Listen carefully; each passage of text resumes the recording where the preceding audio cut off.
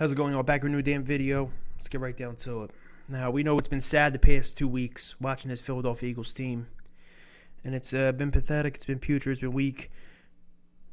Major parts being Carson Wentz, defense, and, of course, Doug Pederson. But when I see articles like this and certain things like this floating around that Doug Pederson could be on the chopping block, could be on the hot seat, when he's the first coach to ever win us a Super Bowl. Granted, yes, there was Frank Reich and John DeFilippo was there, and they were the two guys who used to chew Carson Wentz's ass out on plays, made him not make mistakes. We get it. But you see a guy like Andy Reid get a leash that's long as hell. Granted, he's a Hall of Fame coach. Even before, even if he didn't win the Super Bowl with the Chiefs this year, he still would have made the Hall of Fame, no doubt about it. But he had that long leash, 4 NFC Championship games. Well, actually 5 total. It was 4. What was it? 3 or 4 straight. Then it was 5 total. Excuse me, including that Cardinals versus them 2008 game. But yeah, a lot of choke jobs and certain things and whatever. But he established each year that we were in it for contention. There was a couple struggles along the way. Like right now, year 5 of Doug and Wentz, we were 0-2. Year 5 of Andy Reid and McNabb, we were 0-2, and we somehow came out of that hole, went 12-4, which I don't see that happen this year with us at all. But yeah, the talks of getting rid of this guy already, understandable, but not really. You look at it, we won the Super Bowl. I'll go back to it though. His first year, right? Doug's first year.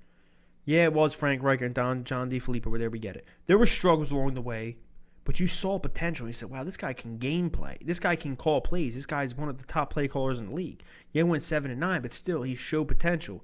Then you go into year 2 of Doug, Wentz, and the other guys. We win the Super Bowl, and we just ball out, putting up 50 points, 50 burgers on people, everything. Just boom, boom. It was over by third quarter. I was leaving my house.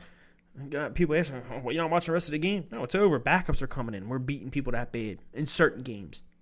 Then we had close ones, but whatever. So you saw the potential was there. Won the Super Bowl.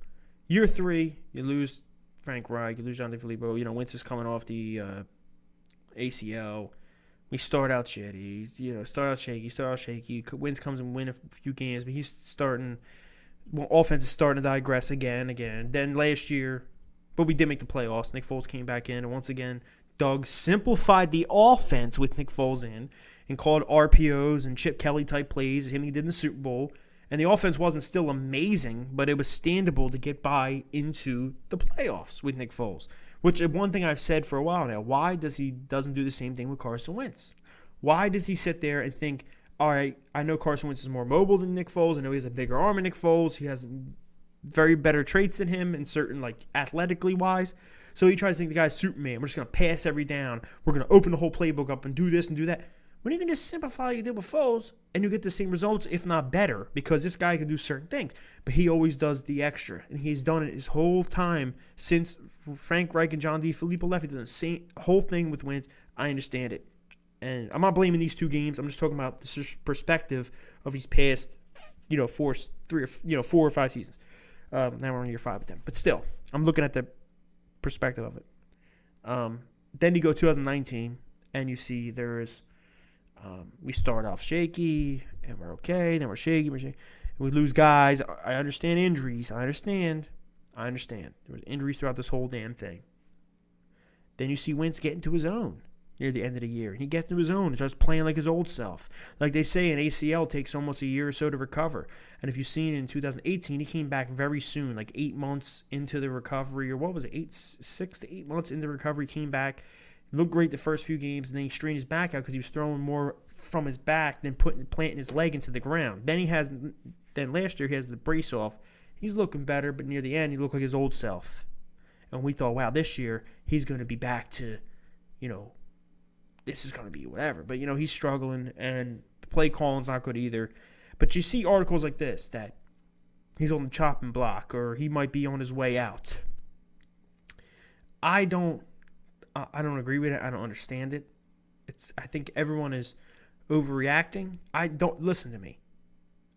The reaction we're getting right now is correct. You should be pissed off. You should be a little worried about everything that is going on, but not overreact like this. It's only 2 games.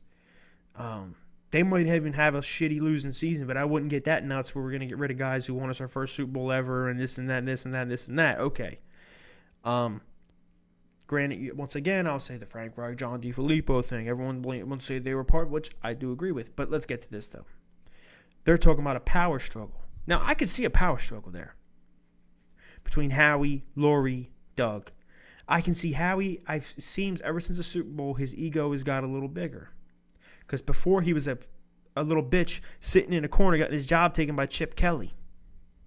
And now he gets his job back. What's he do as soon as he got his job back? He got rid of those certain guys that Chip brought in. He cleared up cap space. He brought in free agents. He did certain things. We won a fucking Super Bowl. Now it's like, oh, he got it. He's trying to do everything he did before, and it's not working. He's a good general manager. He's a good GM.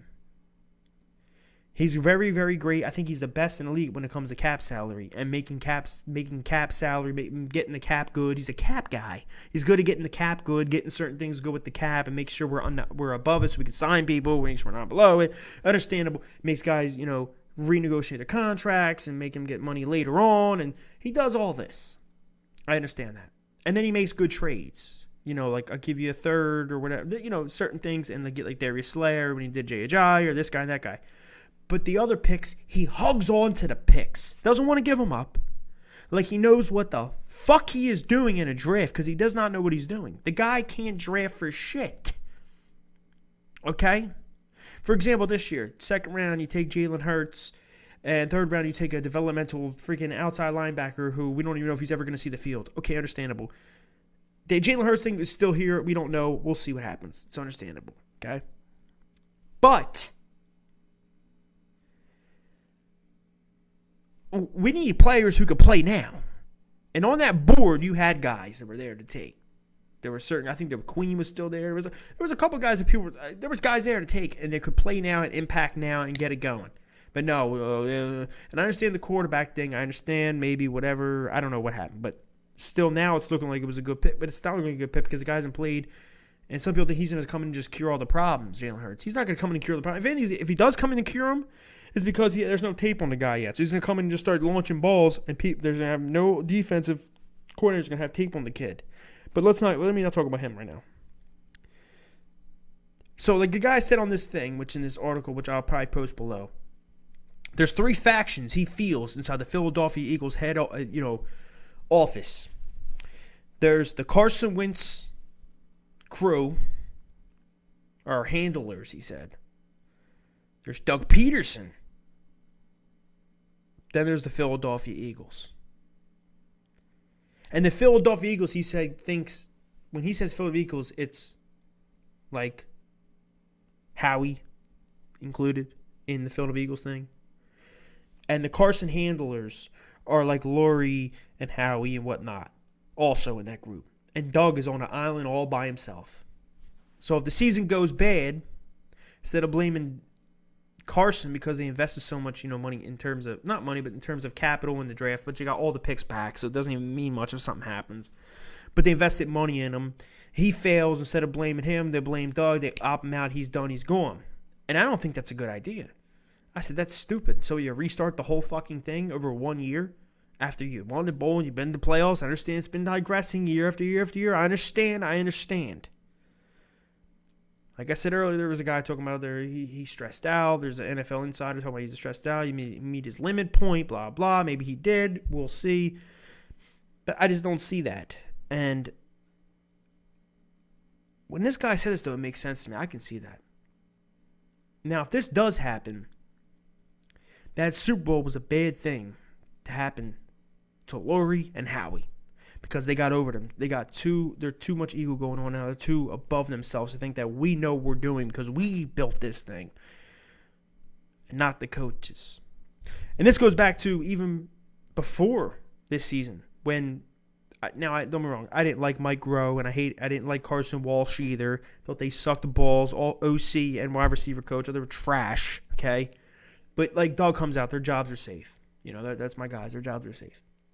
Then a week later, we end up getting rid of them, which comes out by Jeff McLean and certain other people that was a decision made by Lori and Howie, and they came to Doug and said, "Listen, Doug, they're done. They're done. They're fired." And he had to go tell them you're fired. And then he had to try to figure out a thing.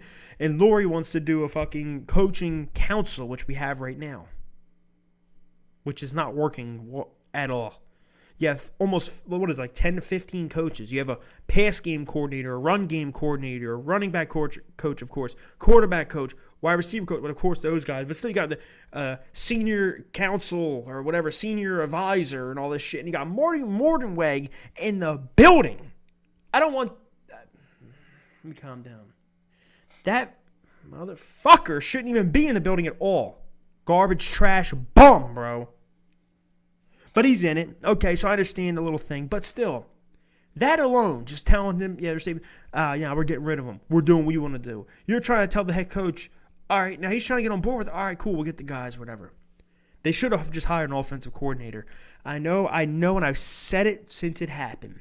I said that Doug was at that Super Bowl, he was, for Kansas City and the 49ers, and he was probably, not Doug, sorry, Jeffrey Lurie was there at the Super Bowl because he was there to root for Andy Reid. But it was the 49ers, and it was Kansas City. And I bet you he was talking to yapping with certain owners, certain people were there, and they talk about, they got this coaching council, which the 49ers do, and he just is the main play caller, which Doug always has been and still is, the main play caller. He calls the plays. But Kyle Shanahan also has 15 other people to give him input. And he thought, that's a good idea. We'll do it. It doesn't look like a good idea so far. It doesn't. I don't know. I'm out of here, guys. But I'm just saying, you guys talk to me below. You comment below on your thoughts. If this is really a thing, is Doug on the hot seat? I don't think he should be going. I don't think so. Wentz, they're both struggling. I don't think either should be just let go and cut just yet after 2 games, or we're talking about the end of the season. Because I don't feel like restarting this whole fucking thing, man. Especially with a guy who just actually won us a bowl for the first time ever. And people are saying, we're going to get Eric Bieniemy from the Kansas City Chiefs and all this. Pump the freaking brakes, bro. Really. Let's relax a minute. Only 2 games in.